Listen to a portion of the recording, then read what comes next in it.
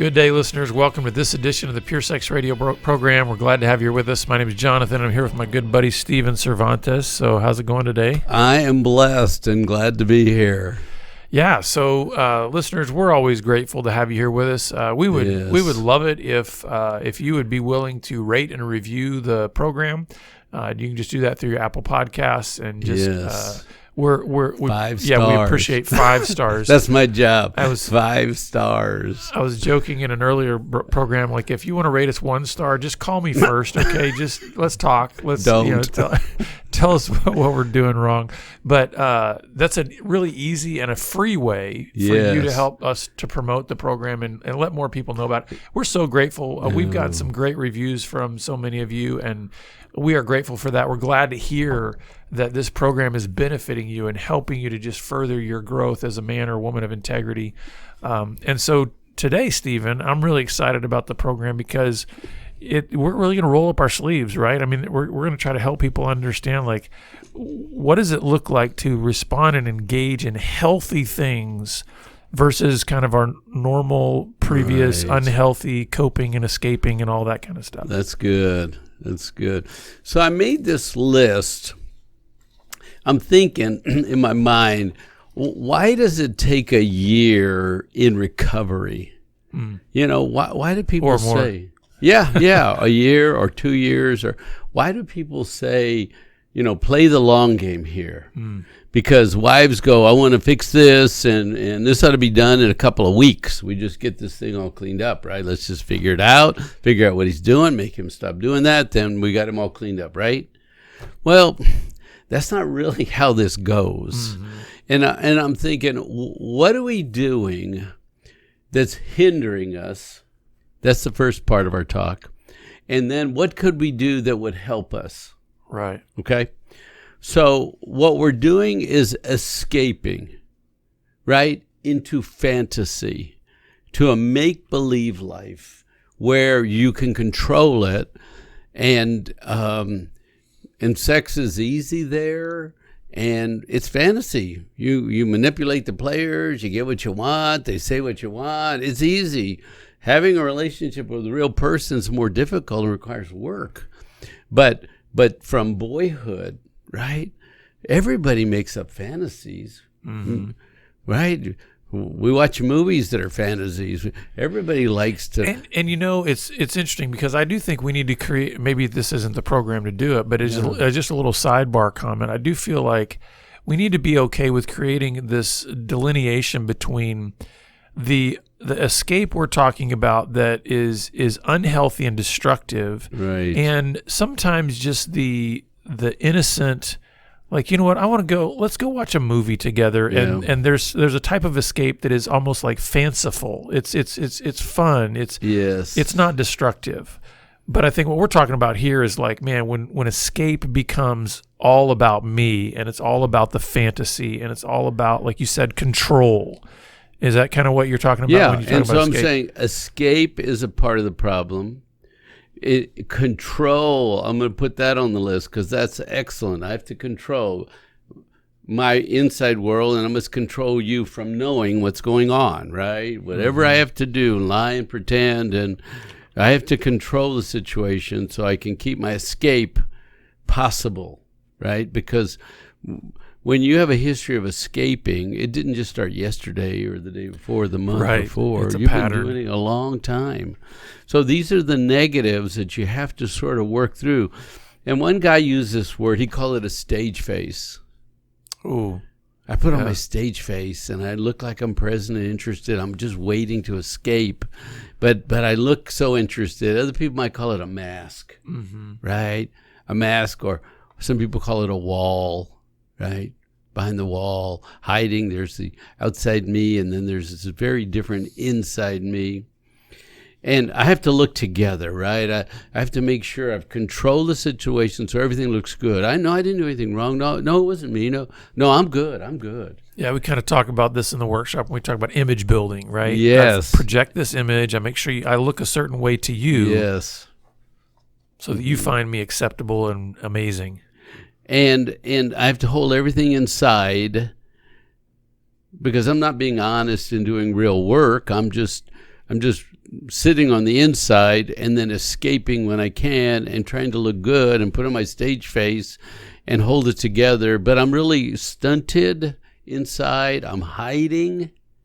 And some people even call it like white knuckling, just trying to get through another day and try to not be so bad. And these are skills that people do when they're caught up in an addiction. Right? They just do these things over and over. They hide, they pretend, they put on a face. They're not real, they're not insightful. And then they go through life.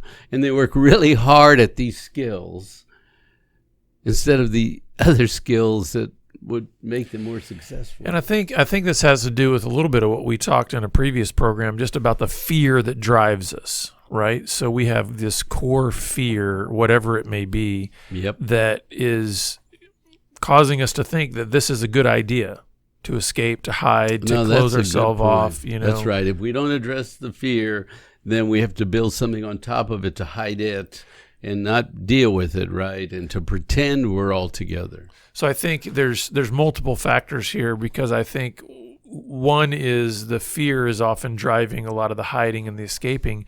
But then the other is, like, have you ever noticed when in your counseling practice or when we're at the workshops or anything like that, how when you even start to try to hint at or describe what health looks like, guys just sort of blank out.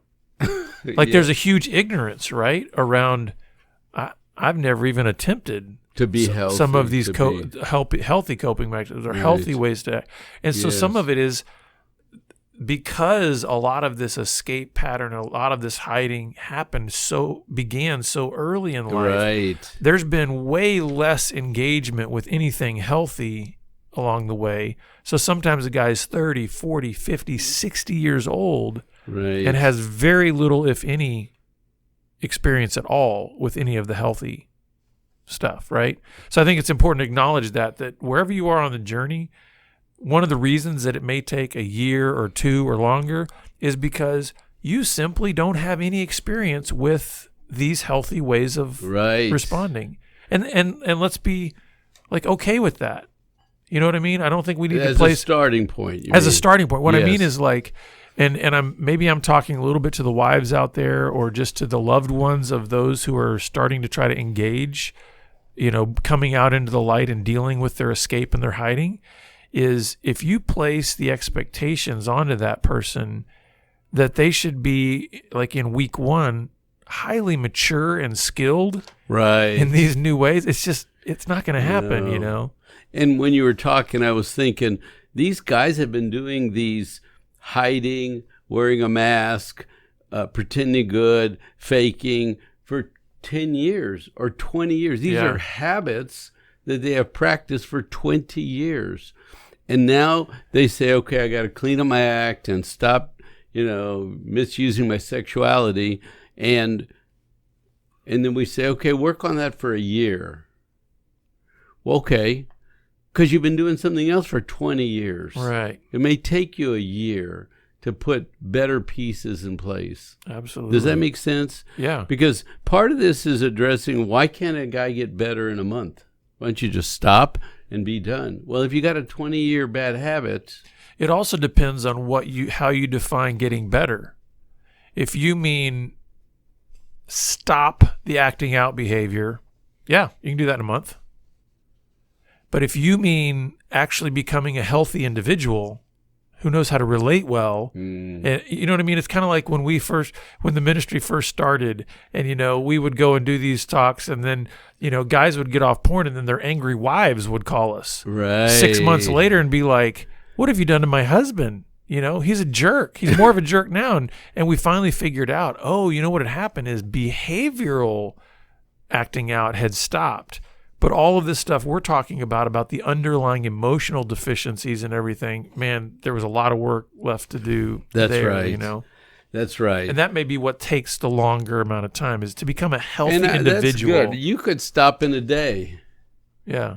But it doesn't mean you changed. That's good, yeah. Right? Because you have a 20-year habit of escaping in your mind. You think if you stop acting out behaviorally, your mind's going to change in one day and you're never going to fantasize again if you've been doing it for 20 years. No, it takes time. So we need long vision, long game, and we have to recognize what are the not so good skills so we can do less of those, and what are the good skills so we can do more of those. And so one of them, that a guy came in and was talking to me, and he said something that was so interesting. He said he'd heard this. He said, carry a water bottle every day. And drink water all day. And when you see that water bottle, say this thing: I'm taking care of myself. That's good. And he said, it's really made a change in my mind. Now, remember, we're talking about we got all these habits of 20 years, so we need create a little space with a new positive thought. We got to take some territory. Isn't that amazing? You carry a water bottle, and you keep it full, and you drink all day. And every time you drink, I'm taking care of myself. I'm taking care of myself today. Now, isn't that a shift? Absolutely. And it's a, it can sound so small, right? Yes. But think about how all the negative patterns got in place. That's good. When you've got a 40-year-old man who's been developing these negative patterns for 25 years, do you think when he was 15, that pattern of unhealth was as developed as it was when he turned 40? Yeah. It started small, didn't it? Right. So in the same way, you deconstruct and you reconstruct a new way of living with very small steps. That's right. And somebody was saying you have to construct a new habit. Yeah, and that's a great one, because what I like about it is it's not merely a mental exercise. It brings in multiple aspects. It brings in the visual. You're looking at an actual bottle. That's right. It brings in the visceral. You're tasting water. It's bringing in a lot of your senses into the experience too. So, and we know studies have shown that you will learn something faster the more senses you engage in that learning. So that got me to thinking about the work we're doing and how do you get a guy to make changes. And so I kicked over to the 40 Days of Purity program, and a number of guys have said to me, I have my prayer verses in my pocket. That's awesome.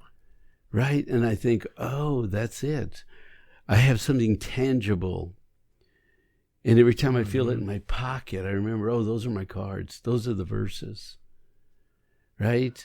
So that's kind of got me to thinking we need to be able to keep creating material that has a tangible piece to it. Well, and you know what I think, as you were saying about the guys that are carrying those cards. And explain what it is. So yeah, part of the 40 Days of Purity course is we invite guys to, each day there's a particular scripture that is a focal point for that day. And we invite them as part of their journaling even to grab some index cards and actually put that verse on an index card and carry it around and to help them memorize it, but also just to be thinking about it, meditating on it. But as you said that, I'm thinking if guys have those cards, they can literally say the same thing that the guy with the water bottle is saying. Yeah. They pull that out and say, I'm taking care of myself. Yeah, that's right. I'm taking care of my soul, that's right? Absolutely. That's great. So I really wanted to pause here a minute and ask you, what other things have you heard through all your conversations? Because let's think about this a minute, Jonathan. We know Jesus loves us, okay? And the way I visualize is that this way. We have spiritual truths and we have emotional truths. And so you watch a minister, he goes to seminary, he has a church, he knows his Bible, and then he has an affair. And what happened was the deeper program fell out and took him out, because it wasn't the gospel that took him out. It was the other program underneath. And so we need to get that change deep in the soul. Then you're free. Otherwise, you're white knuckling it, saying, Jesus loves me, but I got to go use a little stuff on the side. But but I keep them both alive. So I'm just wondering, on this journey, what other things, because we want to have pure thoughts, right? And restful thoughts, and to be at peace with ourselves so that we can be free. Mm-hmm. But a man's head is so full of years of material, planning, right? Escaping pleasure. I mean, it's encoded with all this other stuff. And so what did you find? What have you heard in this water bottle story, or these little Bible verses story, or even sometimes I've used this, my God is enough, my wife is enough, I have enough, and I'm content. Yeah. That's my little verse for the day. That's a little prompt. Yeah, that was one of the things I was going to say is I mean, that's one very particular thing, and I've used that over the years many times too, about my God's enough, my wife's enough, I have enough, I'm content. But I think that fits a particular template that's good to use, and say, in other words, it could be those very words, but like, what are you creating that are some kind of quick go-to, almost mantras? Yes. Like, what would be maybe a life verse, or what would be even maybe you've captured a quote from an author that, man, it really penetrated your heart in a powerful way. Right. Make that kind of your library of mantras. But is there anything in particular that you have used to reclaim some part of your brain? Well, one of the things I was going to say is that, and this has not only been true in my own life, but just so many guys have been successful. We need buddies. Mm-hmm. We need, and I mean like real, authentic 3 a.m. buddies that know how to both cut us and heal us. And I've been grateful over the years to have some guys like that in my life, because we talk about it all the time. All these things that we've mentioned here that are the negatives, the hiding, the escaping, the stage face, all this kind of stuff. That is far less to do with whatever the behaviors are when you escape than it is about the fact that you are living isolated and disconnected from relationships. That's good. And so you talk about what's changed my mind or changed man, just that whole paradigm shift of realizing I'm not meant to live alone, isolated from other people. And I don't mean just, and I mean, when I'm talking to guys, I'm like, you need men in your life.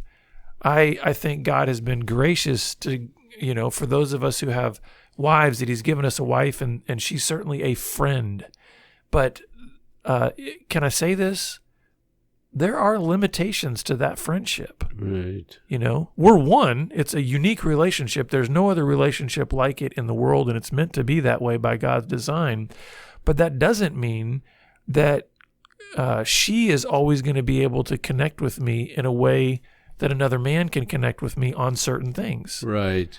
And so for me, in terms of the sharpening that I've needed as a man to come out of this escape and come out of the hiding, I've needed other men to help me do that. And so those are huge things for me. But also, I tend to be kind of a somewhat of a regimented person. So, man, I get, just the normal things, getting in the Word, praying. Right. You're good about getting up in the morning and getting in the Word, right? Get your head on straight. But let me qualify that or clarify that, because, hey, I did that when I was in high school and college.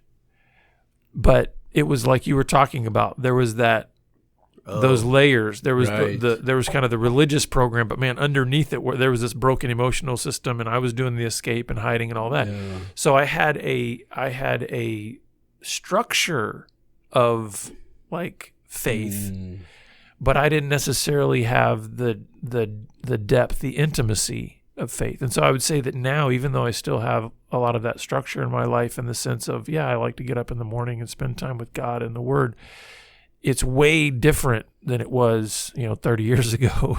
It's like I actually desire to connect with God, not just, hey, you know what, I need to do this because somebody could be watching. Yeah. Or somebody could ask me about whether or not I had my quote unquote quiet time today. But you're saying that would be a huge thing, to connect with God in the morning. I think it's huge. I think it's I mean, for me, there's nothing magical about the morning, but I think because it's the start of the day, just to kind of get your frame of mind. Remember what this is about. I have to get my head thinking about the right things. Right. Right? And we have to do it in little pieces so that we can take over and run a healthy brain. Yeah. And we start with that little water bottle example to remind myself to take care of myself.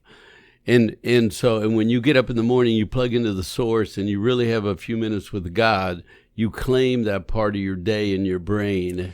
And can I offer something about that? Because here's what I tend to see, especially when we deal with a lot of couples, right? And a lot of times the dynamic that we are dealing with is a husband who's been, sexually addicted or whatever, and then the wife's been betrayed. Mm-hmm. And then there's when kind of the recovery and those types of things start happening, there's an expectation usually by both that, man, we got to do this fast. You're right. Right. But here's the thing that I would say. Some of the things I think there can be adjustments that are fast. Like we were saying before, you could quit the behavior relatively quickly. Yep. But because of the things we're talking about here that go much deeper than behavior, one of the things that I would offer to anybody out there that is saying, yeah, I want to shift away from escapism and hiding and all those kinds of things, is take your time in really knowing what you're learning. And what I mean by that is, let's take even the scripture verses, right? Guys got this pocket full of these cards that have these scripture verses on it. Rather than thinking of like, hey, I'm doing this 40-day program, and so each day I really want to, okay, that one, and now I'm on to the next day, and I'm on to that one and that one.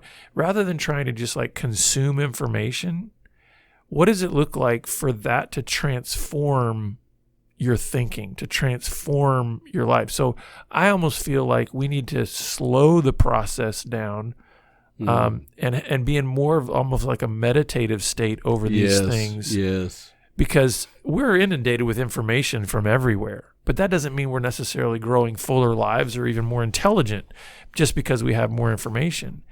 So I think this is a process more about taking our time and actually knowing, like in an experiential way, what we're learning, rather than like we were saying, hey, you can have that religious layer there, right, and you can be able to spout off a lot of Bible verses. It doesn't mean it's transforming your life. Yes. Does that make sense? Good. Yes. So I have two things that I would say to help reclaim right thinking, and things you can do every day. We have to little small steps every day. We have to move in a new direction because we're training ourselves to build new habits that are better habits. One is, and I've said this before, I walk around my neighborhood and I say, I am so full of love. I say, I am so loved. I am so loved. I am so loved. Now, do I really feel that completely? No, but that's what God says. And I want to say it and say it over me. I am so loved. I am so loved. And I'll say that. Then I'll say, I'm so full of love. I'm so full of love. And it's like I'm telling my brain where I want to get to. Because I can't get to fullness. Yeah, I think it's a journey to get to fullness. I love what you're saying because, I think everybody, if we're honest, we don't naturally always feel in the right direction. Right, right. So I love what you're saying because you're saying, you know what? We need our will to be engaged as a training piece for the rest of our being. That's good, so even if I don't feel it, I'm like, I will say, I am so loved. I am so loved. I may not feel it immediately, right? That's right. And that's what the cross is about. That's who he is, right? And of course, our body, our fear is going to say, no, you're not enough. What are you doing? Why are you saying that? I'm true. That's a lie. But it's like I'm trying to shift over to the new program, and I better say it, and I better walk and move my body because I'm trying to get it integrated into my being. I'm having a spiritual moment with God. I'm out in God's creation, and I'm trying to speak truth. I'm so loved. I am so loved. I'm so loved. That's really good.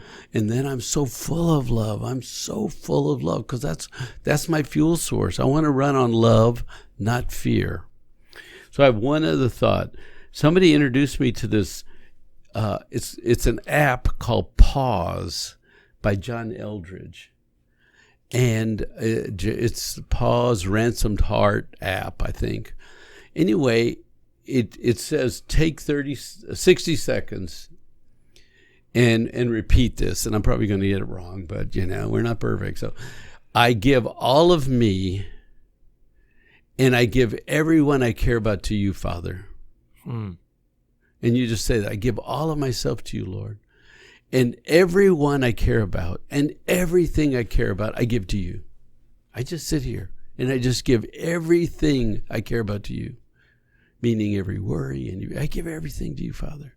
I give me to you and I give everybody I care about, and I just give it to you so that I can rest. And so I knew I was going to do this podcast. I went on this morning and I did my little 60-second pause with the app. And I'm going to start doing that every morning. I give everything to you. I give myself to you. I give everything I worry about to you. I give it to you, Lord. Yeah. I just release myself and I give it to you to carry today. And I'm just going to say that 60 seconds because I want my mind thinking right every day. I think that's good. It's, some of what you're saying makes me think a few thoughts. One is, I think it is important for us to remember that we need to engage small steps. That's right. Along the journey of growth. I think sometimes a lot of us, especially if we have a particular zeal or depending on what our fear is, we bite off more than we can chew, right? And then that sometimes only exacerbates our shame because then we're like, see, you're a total failure. You tried to do too much and you couldn't do it, That's true. And so sometimes I think it's just better to just be small but consistent, like just keep persisting in that. Yes. But it made me think of, I also think it's good to experience the rhythm of altering some of those things because you mean thoughts? Altering the little templates or altering the little things that are, for instance, it makes me think of, sometimes there's, over the years, man, I'll get some particular zealous moment where I'm going, okay, I'm going to dive back into some vigorous exercise routine, and I'll do something for a little while and I'll be like, I'll see results. And then I just stick with that one thing. And very quickly, it gets mundane. It gets really boring. And so I think sometimes even with an exercise program, like, hey, you change it up every now and then, change the venue, change the exercise, and so I think the same thing can be true here. It's like, yeah, start small, but kind of keep it active, keep adding to it, keeping some variety, kind of mix it up. Moving, and maybe during one time it's like, I'm going to spend the next 30 days doing this 60-second thing, or I'm going to just trying different things. Maybe you're going to say, this next time I'm going to invite one of my buddies to go through the 40 days course with me. Just things like that to keep it fresh and to always keep exploring, like, God, where do you want me to keep growing? Where do you want me to keep moving?